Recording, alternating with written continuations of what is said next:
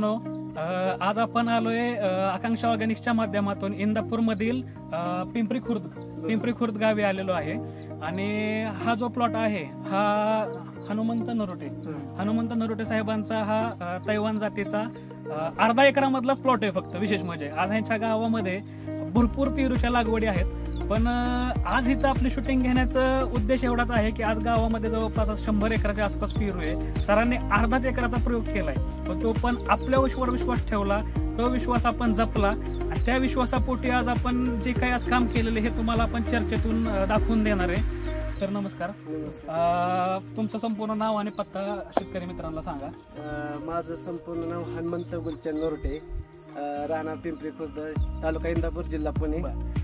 नरोटे साहेब, आता मला सांगा, आता हा जो आपला प्लॉट आहे हा अर्धा एकरातलाच प्लॉट आहे. हो, अर्धा.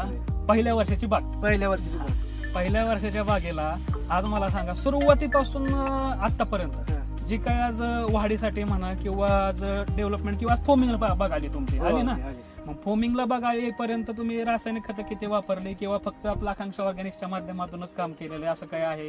हो, तसंच आहे. म्हणजे जी काय खरं आहे ते मी सांगणार आहे इथं. खरंच सांगायचं, खोटं सांगायची गरज नाही.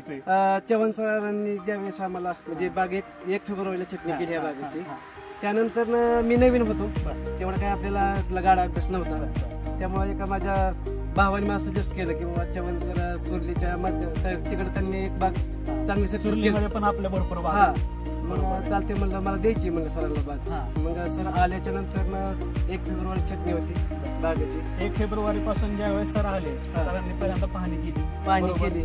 आज सरांनी जोपर्यंत तुमच्याकडे ट्रीटमेंट आपली आकांक्षा ऑर्गॅनिक्सची चालू केलेली आहे तेव्हापासून तुम्हाला जी काही ट्रीटमेंट दिलेली आहे त्याच्यामध्ये तुम्ही सरांनी तुम्हाला असं रासायनिक औषधं किंवा रासायनिक कुठला भेसळ डोस भरायला सांगितलं होतं का फक्त आपल्या आकांक्षा ऑर्गॅनिकची खतं वापरायला सांगितलं? फक्त आपली आकांक्षा ऑर्गॅनिकची खतं वापरली, त्याच्या व्यतिरिक्त काही ह्याला सोडलेलं नाही. रासायनिक खतांचा आपण वापर केलेला नाहीच. मग मला सांगा, आज एवढं टेम्परेचर जवळपास आज चालू वर्षाला सगळ्यात जास्त टेम्परेचर बरोबर आहे.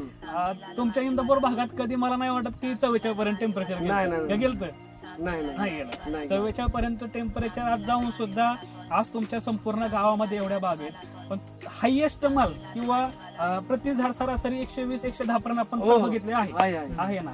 आज गावातली लोक ज्यावेळेस तुमच्या बागेत येतात त्यांचं मत काय असतं की बाबा तुमचा प्लॉट कसा आहे, की बाबा त्यांचा चांगला आहे, तुमचा चांगला आहे, किंवा त्यांच्या अनुभवात जवळपास 4 वर्षाचे प्लॉट आहेत त्यांचे, पण त्यांचं पहिलं वर्ष आहे, त्यांचं एकच मत आहे की बाबा ह्या वर्षी जे हायएस्ट टेम्परेचर असून बी म्हणजे त्यांनी अनेक प्रयोग करून बी जेवढी अपेक्षा होती तेवढा माल त्यांच्या म्हणजे बागेत नाही.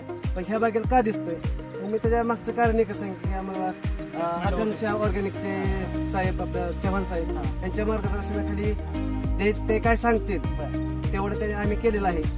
मला सांगा, आता सर चव्हाण साहेबांनी तुम्हाला सांगितलं सगळ्या गोष्टी तुम्ही केल्या, मग ह्यामध्ये ज्यावेळेस तुम्ही काम करत होते, आज गावामध्ये भरपूर बागा आहेतच, त्यांचा खर्च आणि तुमचा खर्च, मग त्यांचा खर्च कमी आहे किंवा तुमचा खर्च जास्त सांगितला म्हणून अशी बाग टिकली असं काय आहे का? त्यांचा खर्च जास्त होऊन त्यांच्या बागा टिकल्या नाहीत पण तुमचा खर्च कमी होऊन तुमची बाग टिकली, काय म्हणजे म्हणणं काय आहे? खर्चाचा जर आपण विचार केला तर खर्च हा माफक आहे. म्हणजे परवडणार आहे, खिशाला परवडणार आहे, म्हणजे अफोर्डेबल आहे. त्यामुळं काय असं मी म्हणू शकत नाही की बाबा एखादं जास्त खर्च करून त्याची बाग वाया गेली, असं नाही. बरोबर आहे. जे योग्य आहे ते तेवढ्या माफक दरात. सगळ्यात महत्वाचं आज एवढं आज आपल्या झाडावरती सेटिंग असून सुद्धा खिशाला परवडणारा खर्च आहे. हो, अफोर्डेबल आहे. काय अफोर्डेबल आहे म्हणजे असं नाही की बाबा साहेब आले, साहेबांनी प्लॉट बघितला, दिसतोय 100-120 फळ, पण खर्च आवडवे केला, अशा तसं भाग नाही. नक्की खर्च आवडवे नाही, माफक आहे.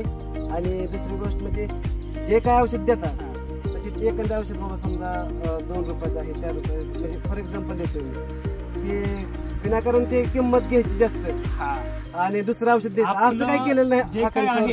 जे आपलं आहे, ज्या स्टेजला ज्या